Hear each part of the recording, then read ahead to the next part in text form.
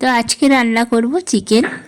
তো সব কিছু রেডি করেছি। আলু কাটা হয়ে গেছে, টমেটো কাটা হয়ে গেছে, আদা রসুন পেঁয়াজ সব কিছু ছাড়িয়ে আমার শাশুড়ি মা বসে গেছেন বাটতে। আমার শাশুড়ি মাই সব জোগাড় করে দিয়েছেন চিকেন রান্নার সরঞ্জামগুলো। তো এবার শিলতে বেটে দেবে। একটা পেঁয়াজ আছে, আদা রসুন আর কাঁচা লঙ্কা কিছু আছে, একসাথে ভালো করে বেটে দেবেন। তো নমস্কার সবাইকে, কেমন আছো সবাই? আশা করি সবাই ভালো আছো। পাপি আঁকি নতুন ব্লগ ভিডিওতে স্বাগত। তো পেঁয়াজ আদা রসুন আর কাঁচা লঙ্কাটা ভালো করে বেটে দেবে।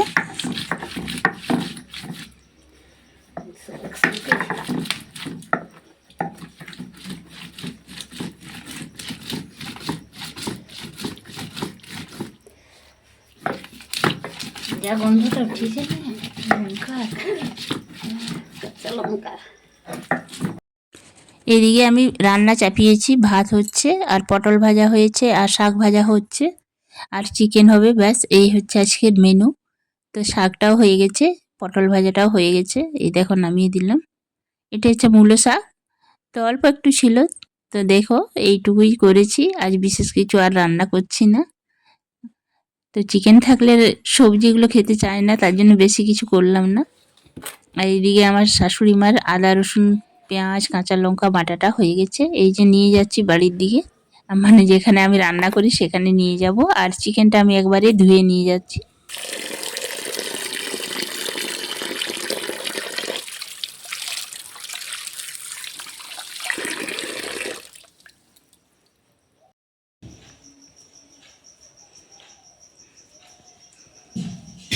গ্যাস শেষ।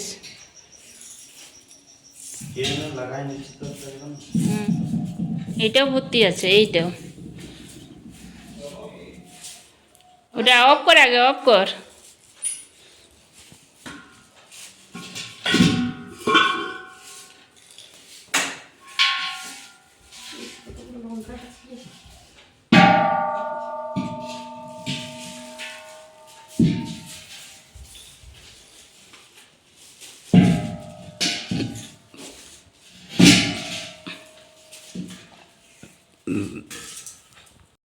তো রান্না শুরু করতে করতে, মানে চিকেন রান্নাটা শুরু করতে করতে গ্যাস ফুরিয়ে গেছে। তো বড় ছেলেকে ডাকলাম গ্যাসটা লাগিয়ে দিতে, তো ও লাগিয়ে দিচ্ছে। তো এবারে রান্নাটা শুরু করব। তো সব কিছু রেডি করে নিয়েছি, এই দেখো সব হাতের কাছে সব নিয়েছি।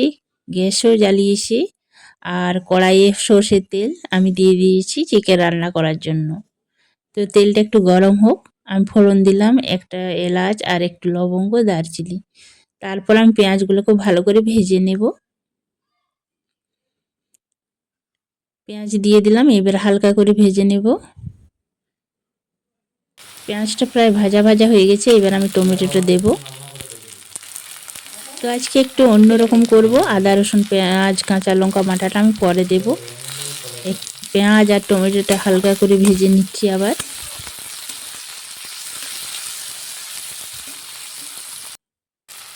ভাজা হয়ে গেছে, এবার চিকেনটা আমি দিয়ে দেব। এখনও কিন্তু আদা রসুন পেঁয়াজ কাঁচা লঙ্কা ভাজা বাটাটা আমি দিইনি, পরে দেব। তো চিকেনটাও হালকা ভেজে নেব, একসাথে মানে কষে নিচ্ছি।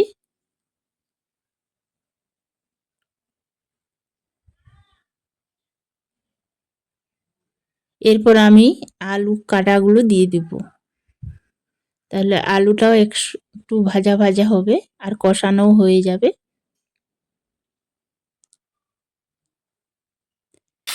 তো দেখো আলু চিকেন সব কিছু ভাজা ভাজা হয়ে এসছে, এইবার আমি আদা রসুন কাঁচা লঙ্কা পেঁয়াজ বাটাটা দিয়ে দিলাম।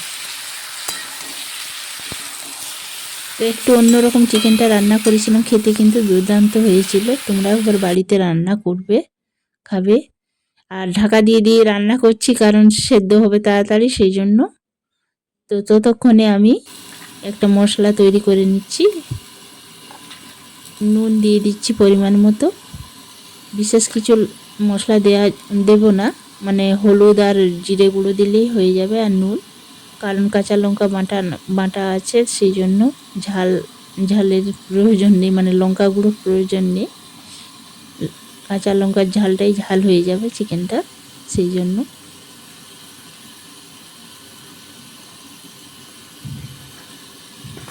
তো মশলাগুলো এই দেখো হলুদ আর জিরে গুঁড়ো দিলাম আর নুন দিলাম পরিমাণ মতন। এবার জল ঢেলে কিছুক্ষণ রেখে দেবো 5 মিনিট মতন, যতক্ষণ না চিকেনটা কষানো হচ্ছে। তো চিকেন প্রায় কষানো হয়ে এসেছিলো, ভাজা ভাজা হয়ে এসেছিলো, কষানো হয়ে গেছিলো অনেকটাই। তারপর মশলাটা দিয়ে আবার 15 থেকে 20 মিনিট কষে নেব, আবার ভালো করে জল দিয়ে দিয়ে।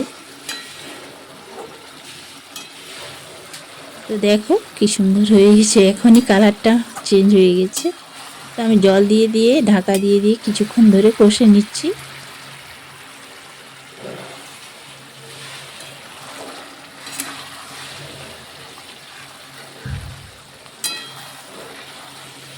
তো এবার ঢাকা দিয়ে দেব আরও কিছুক্ষণের জন্য।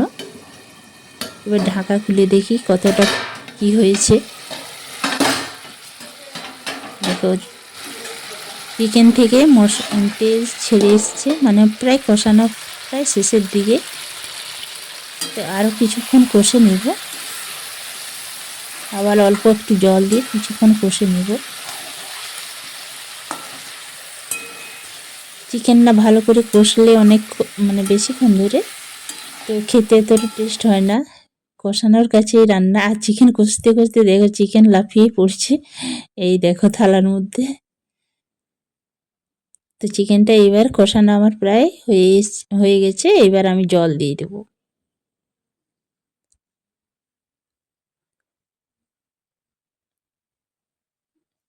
তো এবার পরিমাণ মতন আমি জল দিয়ে দেব, আবার 20 মিনিট মতন আমি ফোটাবো। তো এবার নুনটা দিয়ে মানে দেখে নেব যে নুনটা ঠিকঠাক আছে কি না, সেই জন্য নুনটা টেস্ট করে আমি আর প্রয়োজন হলে নুন দেব, নয়তো দেব না। তো আমি নুন অল্প একটু আরও দিয়েছিলাম। তো দেখো রান্নাটা আমার প্রায় হয়ে এসছে। কালারটাও কি সুন্দর হয়েছে দেখছো। হ্যাঁ, আর একটু ঝাল কম হয়েছিল কাঁচা লঙ্কার ঝালটা, তার জন্য অল্প একটু লঙ্কার গুঁড়ো আমি দিয়েছি, তখন দেখাতে পারিনি।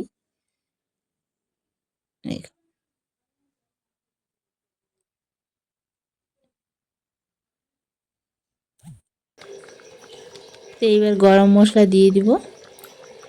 চিকেন প্রায় মানে হয়েই এসছে, আর মিনিট 5 ফুটিয়ে আমি নামিয়ে দেবো।